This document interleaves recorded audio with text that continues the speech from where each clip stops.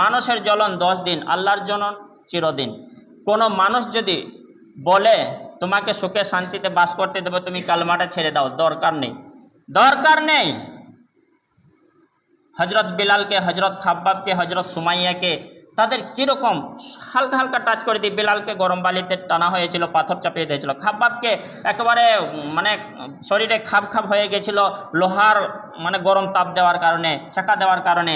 আর সুমাইয়াকে 2 উটের পায়ে 2টি পা বেঁধে দিয়ে চিরে দেওয়া হয়েছিল। আর এক সাহাবীকে লজ্জাস্থানে বল্লভ ভরে হত্যা করা হয়েছিল, তাদের জীবনটা দিয়ে দিয়েছিলেন, কালেমাটা ছাড়েন নাই। তো ইমানটা মজবুত রাখবেন, ইনশাল্লাহ শেষ আসি আমরাই হাসবো।